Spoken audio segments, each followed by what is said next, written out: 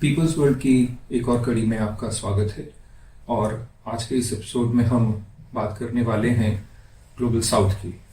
Global south अपने आप में एक उभरता हुआ ब्लॉक है और इस बारे में बहुत बातचीत होती है।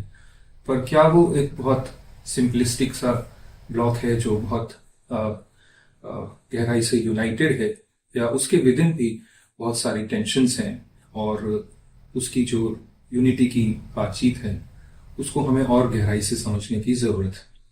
और इस विषय पर सामान्य रूप से कम बातचीत होती है, और इस एपिसोड में हम कोशिश करेंगे कि उस पर थोड़ा खुल के बातचीत हो, गहराई से विश्लेषण हो। और इस विश्लेषण में आज पुनः हमारे साथ जुड़े हैं प्रोफेसर विजेंद्र उपाध्याय, जो कि रिटायर्ड आईआईटी के प्रोफेसर हैं इकोनॉमिक्स के, और Indian institute of social science में इसके चेयर प्रोफेसर भी हैं। तो आपका बहुत बहुत स्वागत है।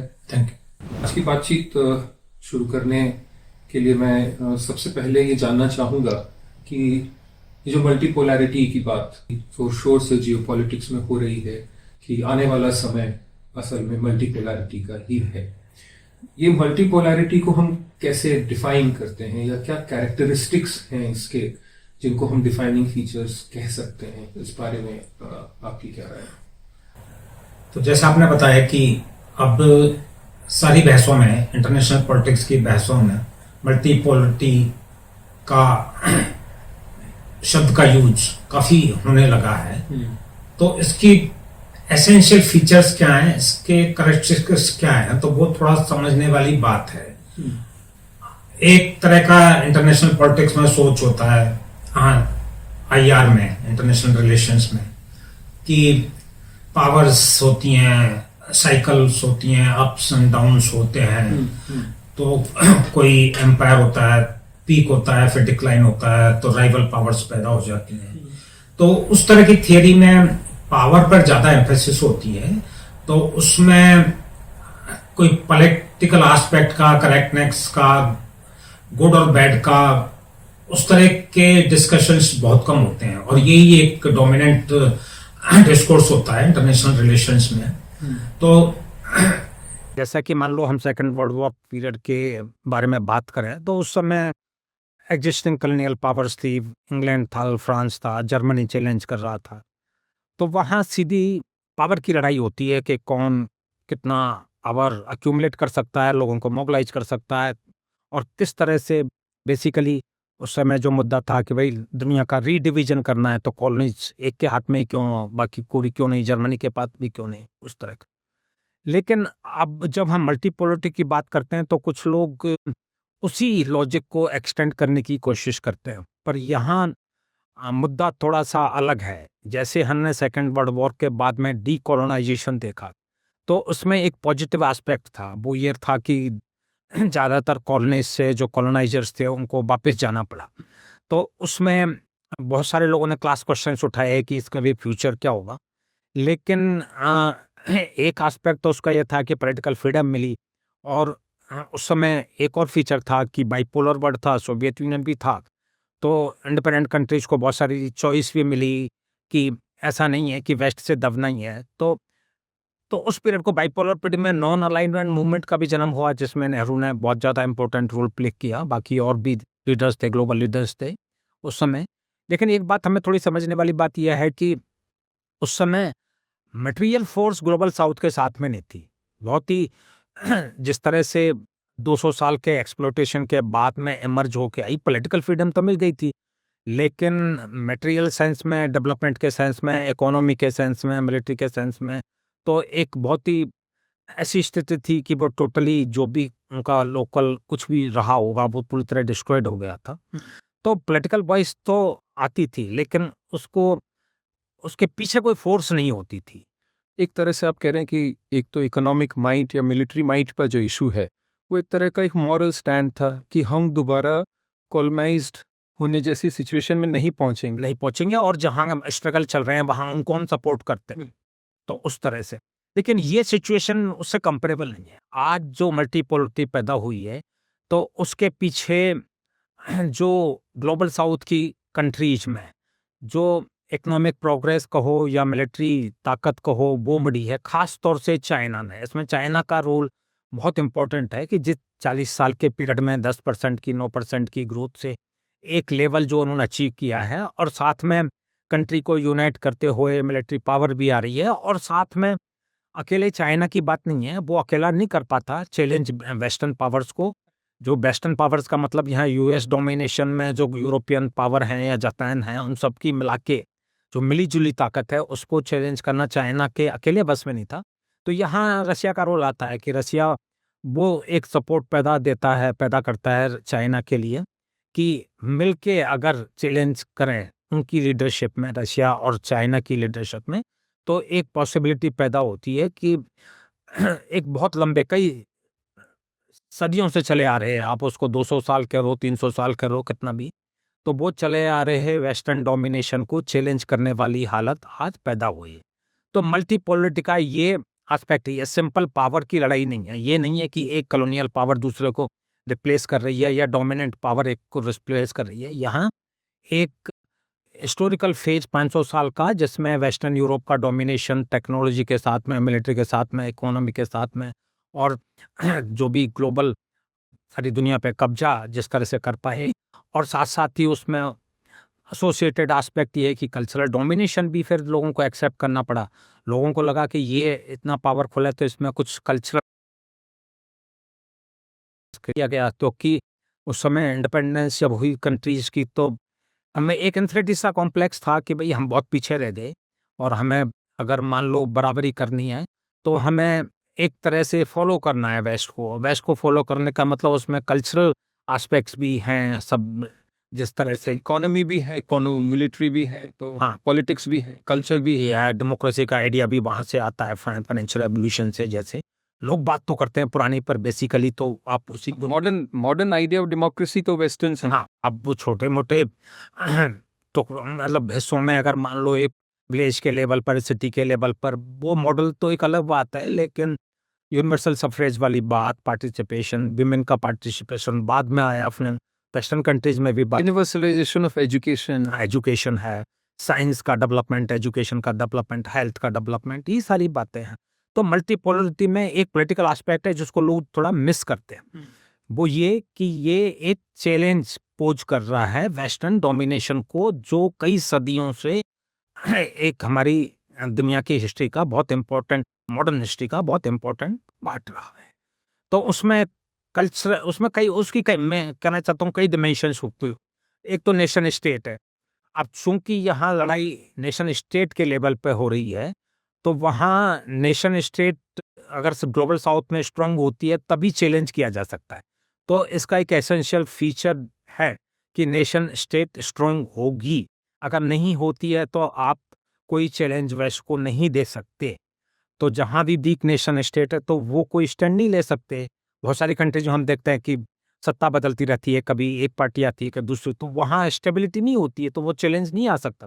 तो चैलेंज बेसिकली आएगा जहाँ पर स्टेबिलिटी है। रशिया, चाइना इन एस्पेक्ट को, इन फीचर्स को फुलफिल करते हैं, तो इसलिए लीडरशिप उनके। दूसरा मैं थोड़ा ब्रीफली कहना चाहूँगा, और भी एस्पेक्ट मल्टीपोलरिटी के होते हैं। एक कल्चरल नेशनलिज्म का एस्पेक्ट है, तो उसमें बात यह है कि जो वेस्टर्न कल्चर का डोमिनेशन है वो एक डिराइव्ड फिनोमेना है, इन दिस सेंस कि जब साइंस टेक्नोलॉजी का डेवलप हुआ, मिलिट्री पावर हुई, ग्लोबलाइजेशन का कॉलोनाइजेशन जब दुनिया भर में हुआ, तो उसकी सुपीरियरिटी एक्सेप्टेड थी ग्लोबली, और उसी को फॉलो करने की कोशिश की, जैसे जापान ने किया। जापान का डेवलपमेंट इसी तरह से हुआ कि वेस्टर्न कल्चर को कैसे इमिटेट कर सकें, और एक एक स्टेप से करके उन्होंने खुद भी एक इम्पीरियलिस्ट पावर के रूप में उभर के जैसे आए वहाँ पर। तो वहाँ वो उस तरह का आइडिया होता। तो कल्चरल डोमिनेशन एक डिराइव पार्ट था, हार्ड पावर का एसेंशियल एस्पेक्ट है। तो साथ में कल्चर डोमिनेशन भी, लैंग्वेज का डोमिनेशन, जैसे दुनिया भर में यूरोपियन लैंग्वेज का डोमिनेशन फैला, चाहे इंग्लिश हो, फ्रेंच हो, है ना, स्पेनिश हो, तो वो सारी बातें।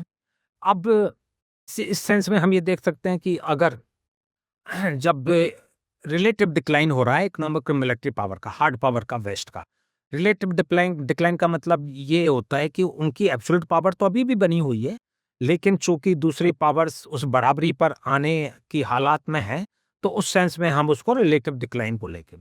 तो यहाँ वो कल्चरल एस्पेक्ट भी फिर बदलता है। तो बाकी दुनिया के जो बहुत बड़े हिस्से हैं, एकदम इस्लामिक 50 इस्लामिक कंट्रीज हैं, चाइना है, इंडिया है, रशिया है, साउथ ईस्ट एशिया है, हाँ, अफ्रीकन कंट्रीज हैं कुछ खास-खास के जो बड़ी हुई।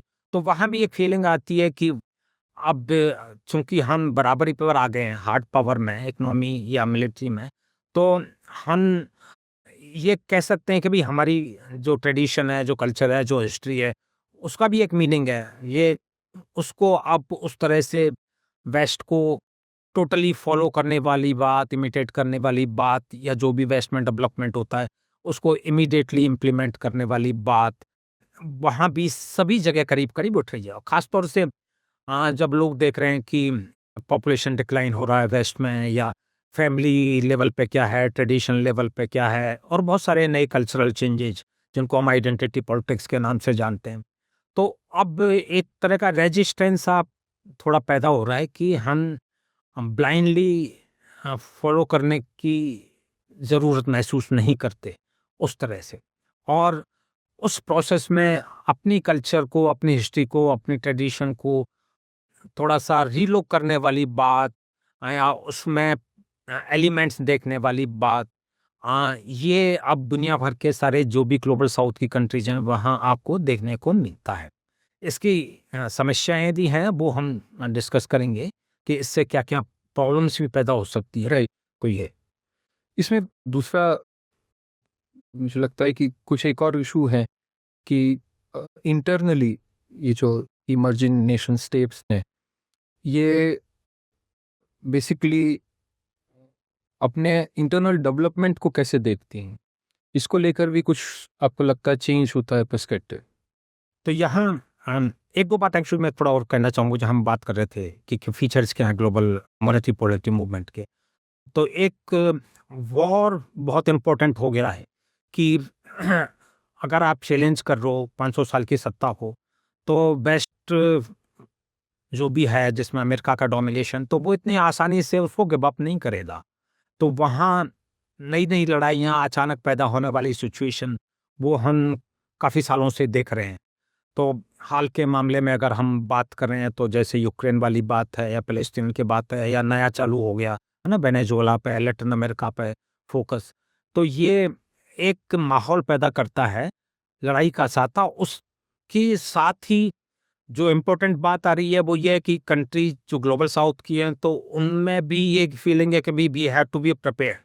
हम इसको, इस एस्पेक्ट को छोड़ नहीं सकते। कभी-कभी पीस की बात होती है, और अमेरिका की तरफ से भी बातें आती है कि हम लड़ाई नहीं चाहते, लेकिन उस बात पे कोई भरोसा नहीं किया जा सकता वो सिचुएशन। तो एक वॉर प्रिपरेशन का एक तो लेवल है, एनवायरनमेंट है, तो वो दुनिया में फिर दोबारा से रिवाइव हो रहा है। तो न्यूक्लियर एक्सपेरिमेंट भी हो रहे हैं, मिसाइल्स के एक्सपेरिमेंट भी हो रहे हैं। यूरोप भी कह रहा है कि हम भी नई आर्मी बनाएँगे, बड़ी आर्मी बनाएँगे। लोगों से कहा जा रहा है कि आप आर्मी जॉइन कीजिए। और ग्लोबल साउथ को तो खतरा है, जैसे मान लो ईरान है, चाइना है, नॉर्थ कोरिया है, बहुत सारी जगह है, जैसे लैटिन अमेरिकन कंट्री में। अब वो प्रेशर आपको मोर ज़्यादा से ज़्यादा दिखने लगेगा। उनको लगेगा कि भई हम तो मान के चलते थे कि अमेरिका दोबारा कोई मिलिट्री एक्शन नहीं लेगा इस साइड में, अगर लेता है तो उनको भी प्रिपेयर्ड होना है। तो एक ये इसका फीचर है। अब लड़ाई अगर बहुत बड़े लेवल पे जाती है, वो तो एक अलग बात है, वो उससे तो दुनिया ही खत्म होती है। लेकिन अगर कंटेंट रहती है, तो उसके लिए भी तैयार रहने वाली बात सारी ग्लोबल साउथ की कंट्री में है। इसका एसोसिएटेड एस्पेक्ट ये है कि हमारा जो एक्जिस्टेंशियल थ्रेट्स का जो चैलेंज है, तो वो हम उसको नेग्लेक्ट कर रहे हैं। चाहे वो ग्लोबल क्लाइमेट क्राइसिस हो, जैसे हम जो भी क्लाइमेट की मीटिंग होती हैं, तो वहाँ कुछ नहीं बात होती है। यूरोप पहले कहता था कि हम एनर्जी में ट्रांजिशन करेंगे। अब वो सारी बातें भी, कोल को दोबारा यूज़ करेंगे, पेट्रोल को दोबारा यूज़ करेंगे, है ना? तो उस तरह से न्यूक्लियर पावर को बढ़ावा दिया जा रहा है। तो वो जो एक एक्जिस्टेंशियल थ्रेट है, तो उसको हम एक तरह से नेग्लेक्ट कर रहे हैं। या हम जैसे और भी है, एआई वाली बात है। अब एआई के फ़ायदे हैं, लेकिन फ़ायदों से ज़्यादा अगर आप देखो तो नुकसान की पॉसिबिलिटी ज़्यादा है। और नुकसान मतलब खाली इसी लेवल पे नहीं कि एम्प्लॉयमेंट खत्म होगा वगैरह, लेकिन हमारा सारा सोचने का तरीका, हमें डिसीजन मेकिंग वॉर में ही नहीं और सारे हर चीज में, हर जगह। जैसे सोशल मीडिया आप अपने आप डिसाइड करता है कि फेसबुक को कैसे कंट्रोल किया जाए या ट्विटर को या जो भी सोशल मीडिया को। तो मशीन ही अपने आप सारी चीजें डिसाइड कर रही हैं कि आपके मोबाइल पे क्या फीड देना है, ये मशीन तैयार कर रही है, मशीन डिसाइड कर रही है। तो उस तरह से, तो उस तरफ भी ध्यान हट रहा है। आज की तारीख में सारी कंट्रीज कह रही हैं कि नहीं, हम एआई पे ध्यान देना है, एआई में हमें लीड लेनी है। तो एग्जिस्टेंशियल थ्रेट्स के इश्यूज को हम बिल्कुल ही समय नहीं दे पा रहे हैं, उधर की तरफ कोई सोच हम नहीं बना पा रहे हैं, और खाली जो नेगेटिव एस्पेक्ट्स हैं, कंट्रोलिंग के एस्पेक्ट हैं, जो कि ह्यूमैनिटी के लिए बहुत डेंजरस प्रूव हो सकते हैं। बहुत लंबे पीरियड में नहीं, आने वाले 10-15 सालों में भी बहुत कुछ एम्प्लॉयमेंट का तो ऑलरेडी असर हम देख रहे हैं। तो वो सारी बातें हैं। तो मोटे तौर पे देखा जाए तो 4 ये फीचर्स हैं जो कि मल्टीपोलैरिटी के जो इमर्जिंग ट्रेंड्स हैं उनको कैप्चर करते हैं या उसमें एक आगे की दिशा निकल कर आती है। इसमें जो इसमें जो एक बहुत इम्पोर्टेंट एलिमेंट है वो कल्चरल नेशनलिज्म। एक तो किसी नेशन का एक कल्चरल आइडेंटिटी को आपको एक तरह से गढ़ना होता है, वो कहीं गिवन नहीं होती है, और वो हर एक नेशन अपने तरीके से उसे करता है। और जैसा हम देखते हैं कि उसमें अलग अलग तरह से हर कंट्री इसको अप्रोच कर रहा है। तो इसको ब्रॉडली अगर इस टेंडेंसी को अगर हम समझना चाहें कि कल्चरल नेशनलिज्म जिस तरह वो अभी ग्लोबल साउथ में इमर्ज हो रहा है, हम उसको किस तरह की वैरायटीज या कॉमन कैरेक्टरिस्टिक्स के रूप में। तो एक जो कॉमन फीचर है वो तो ये है कि कल्चरल नेशनलिज्म की इम्पोर्टेंस आप ग्लोबल साउथ की सभी जगहों पर देख सकते हो। बिल्कुल, आप चाहे अफ्रीका की बात कर रहे हो, चाहे आप साउथ ईस्ट एशिया की, चाइना की, इंडिया की, ईरान की, गल्फ की, रसिया की, कहीं भी। लेकिन किस फॉर्म में एक्चुअली वो कल्चरल नेशनलिज्म आगे आता है, बढ़ता है, एनहेंस होता है? एनहेंस सब जगह हो रहा है, एक तरह का एक्सेंचुएशन सब जगह है, बढ़ावा सब जगह है। लेकिन मेरा ये मानना है कि किस डायरेक्शन में जा रहा है, तो वो डायरेक्शन लोकली डिसाइड हो रही है। तो हर कंट्री में एक एग्जिस्टिंग सिचुएशन है, ट्रेडिशन की, कल्चर की, हिस्ट्री की, उस तरह। तो वो वहीं से उसका एनहेंसमेंट होता है। आप ये कह रहे हैं कि बेसिकली वहाँ की जो डोमेस्टिक पॉलिटिक्स है वो काफ़ी कुछ तय कर रही है कि कल्चरल नेशनलिज्म का आइडियोलॉजिकल फ्रेमवर्क क्या होगा वहाँ पर। बढ़ावा आपको सब जगह मिलेगा, लेकिन अगर आप थोड़ा सा देखो जोग्राफिकली, थोड़े से अलग अलग रीजन्स की अगर बात करो, तो कई कंट्रीज हैं जहाँ पे सोशलिस्ट रेवोल्यूशन हुआ। तो जैसे मान लो आप चाइना की बात कर रहे हो, या वियतनाम की, क्यूबा की, है ना, नॉर्थ कोरिया की। उसमें रशिया भी है, लेकिन रशिया में जो डिसरप्शन हुआ वो बहुत बड़ा हुआ। बाकी इन जगह सोशलिज्म कंप्लीटली गायब नहीं हुआ, एक डोरमेंट स्टेट में रहा। और अब थोड़े थोड़े इंडिकेशंस मिल रहे हैं कि उसकी बात दोबारा फिर वहाँ पर जैसे देखने को आपको मिलती है चाइना के डिस्कशंस में या वियतनाम में। तो उस तरह से, तो वहाँ जब आप कल्चरल नेशनलिज्म की बात करते हो, वो भी बात करते हैं, वो भी कहते हैं हमारी चाइनीज ट्रेडिशन ये है, कन्फ्यूशन इन्वॉल्व, हाँ उसमें क्या है, इंटरवेंशन क्या है, मेरिटोक्रेसी वगैरह की बहुत सारी चीज़ें। लेकिन यहाँ आपको थोड़ा देखने की बात है कि चूंकि लंबी सोशलिस्ट हिस्ट्री भी रही है उनकी, तो वो भी उसका एक कल्चरल, नेशनल कल्चर का एक पार्ट बन गया है। इसका इम्प्लीकेशन है। हाँ, उसका इम्प्लीकेशन है। तो उसमें एक फ्यूचरिस्टिक ओरिएंटेशन आता है। उसमें ये आता है कि भाई हमारे कल्चर के जो स्ट्रॉन्ग पॉइंट रहे हैं, हजारों साल से रहे हैं, हम जिंदा रहे हैं, उसमें ऐसी कौन सी बातें हैं जिनको हम यूज करके आगे एक फ्यूचर का एजेंडा बना सकते हैं। फ्यूचर का एजेंडा जिसमें इक्वलिटी को, एनवायरमेंटल कॉन्शियसनेस को, ह्यूमन डेवलपमेंट को, इन चीज़ों को एम्फेसाइज करें। तो ओरिएंटेशन उसका फ्यूचर की तरफ है, फ्यूचर डेवलपमेंट। और जनरल उसमें पब्लिक का इन्वॉल्वमेंट वाली बात उसमें आपको देखने को मिलती है। तो उससे लर्निंग की बात है, पास्ट से लर्निंग की बात है, पास्ट से जो भी अच्छे एस्पेक्ट्स हैं उनको यूज करके आगे का एजेंडा बनाकर उस पर प्रोग्रेस करने की बात। तो एक तरह का फ्यूचरिस्टिक ओरिएंटेशन के साथ अपने पास्ट को क्रिटिकली भी एनालाइज करते हुए, नेगेटिव एस्पेक्ट्स को भी समझते हुए एक कल्चरल नेशनलिज्म के आइडिया को एक एक तरह से फॉर्म देने की कोशिश है। पर अब हम चलो दूसरे अगर इलाकों पे आते हैं, जैसे इंडिया है या मुस्लिम कंट्रीज हैं या गल्फ जो भी स्टेट्स हैं, वहाँ चूंकि सोशलिज्म का या इस तरह का एंटी इम्पीरियलिज्म की वो हिस्ट्री नहीं रही है। हाँ, हमारे यहाँ भी इंडिपेंडेंस का मूवमेंट रहा, बाकी जगह भी रहा, लेकिन जिस तरह से चाइना या वियतनाम ने जिस तरह से रेजिस्टेंस दी इम्पीरियलिज्म को, वो एस्पेक्ट हम नहीं देखते हैं हमारे यहाँ पर। तो यहाँ पर जो कल्चरल नेशनलिज्म की इमर्जेंस है, उसकी शेप थोड़ी सी दूसरी होती है। तो यहाँ उसमें पास्ट की तरफ देखने का ज़्यादा एक आपको लेस क्रिटिकल। हाँ, एक बात दिखेगी कि हम पास्ट को ग्लोरीफाई कर रहे हैं। हम कई बार तो हिस्ट्री और माइथोलॉजी में अंतर भी नहीं कर पाते हैं। तो उस तरह से तो पास्ट की हर चीज़ को ग्लोरीफाई करना, यहाँ तक कि हमारी वर्ण व्यवस्था कितनी अच्छी की, हमारा संस्कृत किस तरह से डेवलप हुआ, हमने ये आविष्कार किए। कई बार तो उसका कोई खास ग्राउंड भी नहीं होता। ऐसा नहीं है कि यहाँ कुछ भी नहीं हुआ, सब जगह इस्लामिक कंट्रीज में, इंडिया में, सब जगह ही एक लेवल पर तो कंट्रीब्यूशन रहा ही होता है सारी सिविलाइजेशंस को आपस में एक दूसरे का, बहुत सारी बातें होते हुए भी। लेकिन हम उसको फ्यूचर की तरफ ले जा करके बजाय पास्ट को ग्लोरीफाई करने की कोशिश करते हैं। तो उसमें फ्यूडल टेंडेंसीज को भी हम बहुत, राजा महाराजाओं का भी गुणगान हम करेंगे, उस तरह की बातें हम यहाँ पे, तो उसका बैकवर्ड ओरिएंटेशन है ये। अनलाइक एक्चुअली कुछ कंट्रीज में जहाँ पास्ट से सीख के आगे आगे बढ़ने वाली बात है, यहाँ हम पास्ट के ग्लोरिफिकेशन में ही लगे रहते हैं और धकेलने की कोशिश करते हैं। अब मुस्लिम कंट्रीज का सवाल है, वहाँ कुछ और एडिशनल डिमेंशंस आ जाती हैं। अफगानिस्तान का जैसे एग्जांपल है, अफगानिस्तान ने बहुत लड़ाई लड़ी है ना, सभी एम्पायर्स को हराया, ब्रिटिश को भी, अमेरिकन को भी, रशियन को भी, सबको। लेकिन कल्चर का जो एस्पेक्ट आज की तारीख में जिस तरह से उभर आ रहा है, तो वो एंटी वीमेन शेप लेता है, anti human, anti education, anti education ना, एंटी साइंस है ना।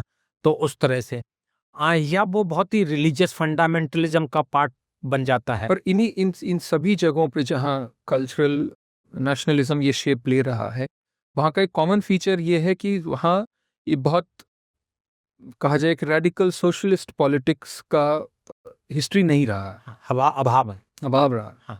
तो ये एक कॉमन, हाँ, तो वो रिग्रेसिव होने की डायरेक्शन में भी जाता है।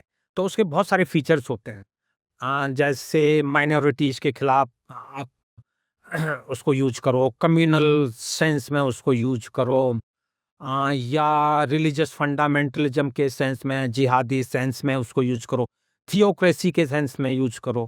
तो जैसे हम अफगानिस्तान का एग्जांपल लेते हैं, उसी तरह से गल्फ स्टेट का एग्जांपल है। तो वहाँ रिलीजन का यूज करके मोनार्कीज को एक सपोर्ट सिस्टम बनाए रखने की बात ऐसे होती है, उस तरह से। अब इससे भी और ज़्यादा हो सकता है, इसमें जैसे सीरिया के केस में जो फंडामेंटलिस्ट, एक्सट्रीम फंडामेंटलिस्ट फोर्सेज ने जिस तरह से कब्जा किया, तो वहाँ एक पर्टिकुलर व्यू पॉइंट को सरिया लगाना है या कुछ उस तरह के बहुत ही एक्सट्रीम फॉर्म में उसे यूज करते हैं। अब यहाँ प्रॉब्लम ये आती है कि जब आप देखते हैं कि ये रिग्रेसिव फॉर्म बहुत एक्सट्रीम फॉर्म में आ रही है, तो वहाँ जो ग्लोबल साउथ की यूनिटी या डेवलपमेंट या चैलेंज जो इम्पीरियलिज्म को दे रहे हैं, तो उसमें टूटन जानना चाह रहा था कि ये जो मोटे तौर पे कहा जाए तो 3 तरह के स्ट्रैंड मौजूद हैं। एक फ्यूचरिस्टिक है, एक मॉडरेट सा एक लाइन कर खींचने की कुछ कोशिश करते हैं देश, और तीसरा एक रिग्रेसिव आइडिया भी कहीं ना कहीं है। इसमें ये जो डाइवर्जेंस है even with in cultural nationalism की आइडियोलॉजी जिस तरह से ग्लोबल साउथ में इमर्ज हो रही, वो क्या किसी सेंस में जो ग्लोबल साउथ की यूनिटी है उसके लिए एक प्रॉब्लम है?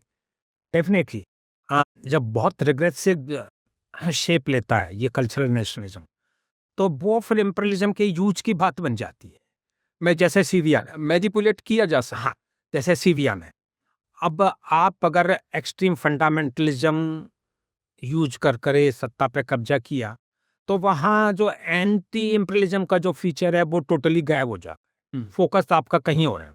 तो वहाँ इम्पीरियलिज्म को बहुत आसान हो जाता है कि उन फोर्सेस को आप यूज कर सकते हो ग्लोबल साउथ की यूनिटी को डिस्टर्ब करने के लिए, जैसे सीरिया में अटेम्प्ट किया जा रहा है उस तरह से।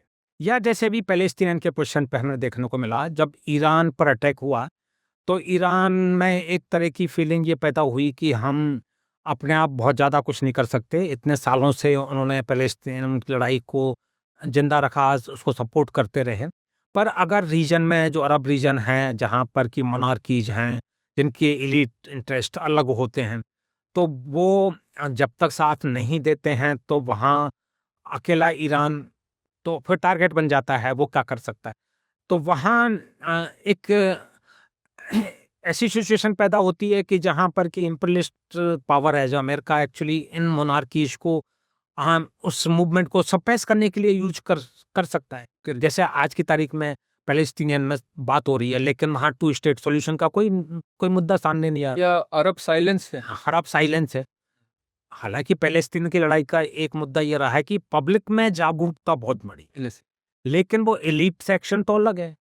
नेशन स्टेट का जो कैरेक्टर है, खास तौर पे अरब वर्ल्ड में उसका जो फॉर्म शायद होना चाहिए था, वो आप देखते हैं कि नेशन स्टेट्स तो एक कॉम्प्रोमाइज हाँ, और वहां फिर ये कल्चरल नेशनलिज्म भी काम आ जाता है ना, रिलीजन काम आ जाता है, और वो मोनार्कीज को सपोर्ट करने का एक सिस्टम पैदा करता है कि भाई ये तो कुरान में लिखा हुआ है ना। मोटे तौर पे उसी ही रिग्रेसिव आइडिया से आप उस सिचुएशन को डिफ्यूज भी करते हैं। हाँ, डिफ्यूज कर सकते हैं।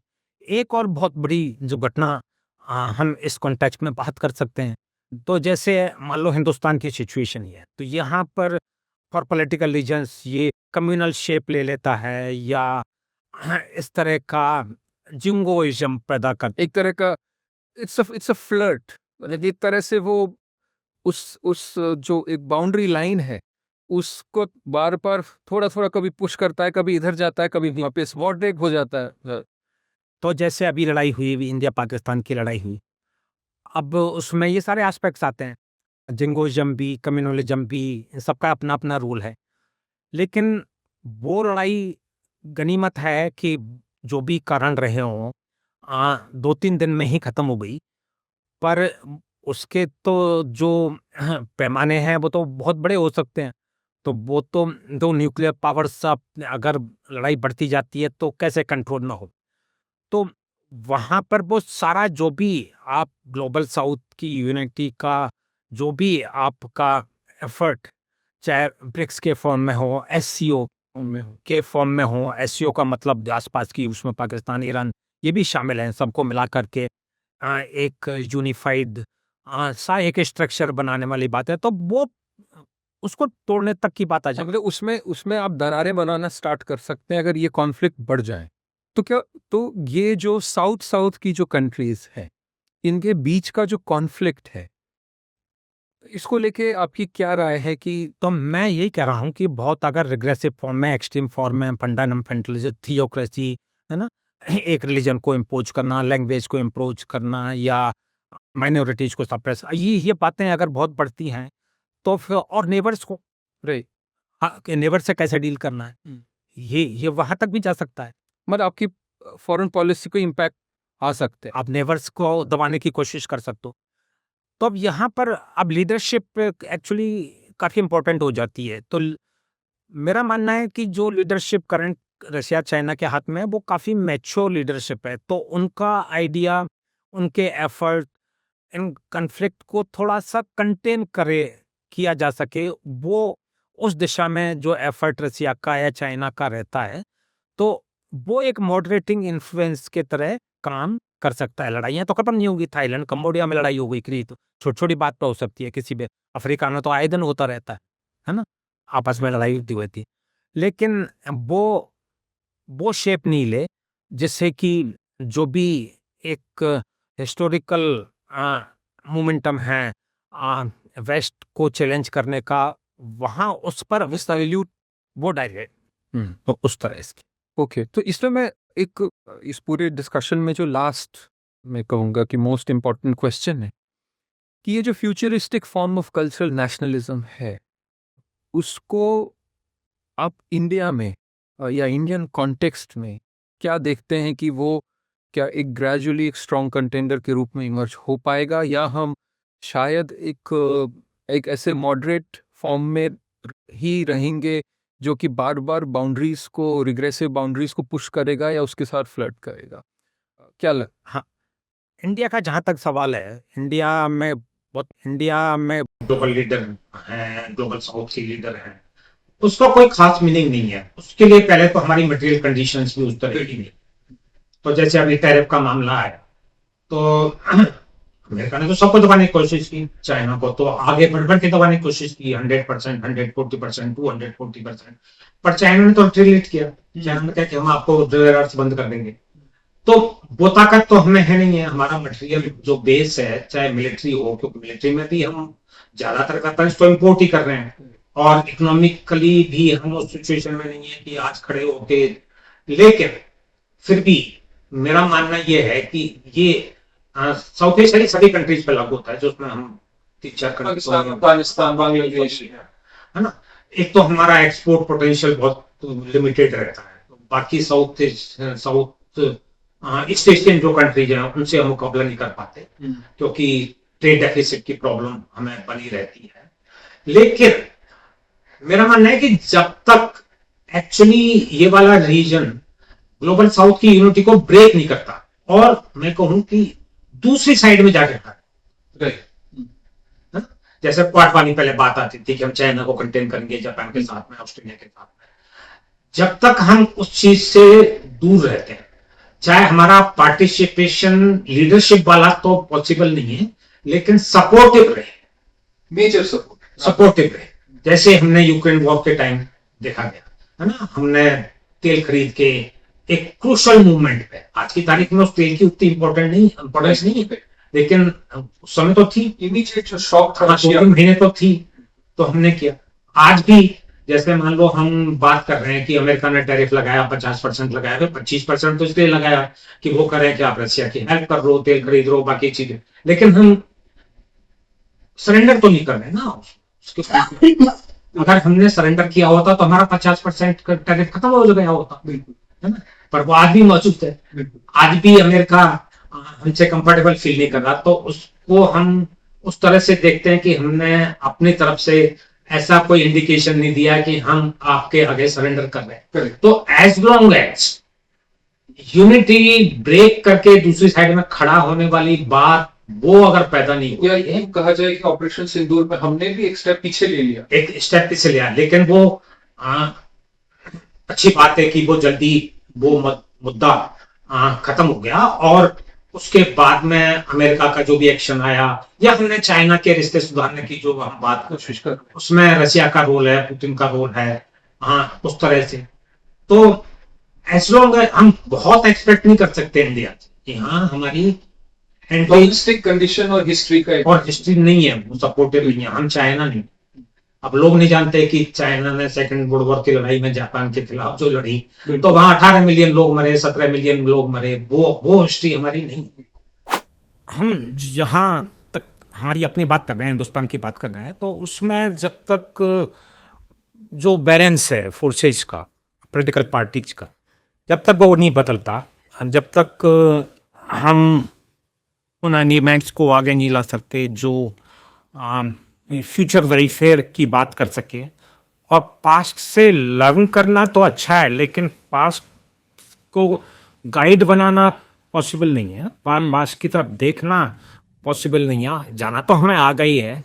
तो जब तक वो सिचुएशन नहीं बदलती, तब तक जो रिग्रेसिव एलिमेंट्स हैं, जो कभी कभी डेंजरस प्रोपोर्शन भी ले सकते हैं, उनकी पॉसिबिलिटी बनी रहती है। तो इंटरनल चेंज ही डिटरमिन करेगा। तो मुझे लगता है कि मुझे लगता है कि आज का ये जो एनालिसिस रहा है वो काफ़ी महत्वपूर्ण है, क्योंकि सामान्य रूप से डिबेट में global south versus the west के ही एंगल को हम एक्सप्लोर कर पाते हैं। और एक बहुत इम्पॉर्टेंट एलिमेंट है कि with in the global south क्या इश्यूज हैं, डोमेस्टिक पॉलिटिक्स के क्या इम्प्लीकेशंस हैं, फॉरेन पॉलिसी के, इवन कॉन्फ्लिक्ट एंड वॉर के क्या इश्यूज हैं, कौन से फॉल्ट लाइंस हैं जो कि शायद इस ग्लोबल साउथ की यूनिटी के ऊपर उसके एक मेजर इम्प्लीकेशन हो सकते हैं, और why we need to be very conscious of all these features, वो मुझे लगता है कि सामान्य रूप से डिस्कशन में या एनालिसिस में नहीं आते हैं। और आज के वीडियो में वो काफ़ी महत्वपूर्ण बिंदु उभरे हैं कि हमें अगर फ्यूचरिस्टिक कल्चरल नेशनलिज्म की ओर बढ़ना है तो हमें अपनी डोमेस्टिक पॉलिटिक्स को भी एनालाइज करने की ज़रूरत होगी to actually contribute to this movement of the global south. So इस एनालिसिस के लिए और चर्चा के लिए बहुत बहुत धन्यवाद।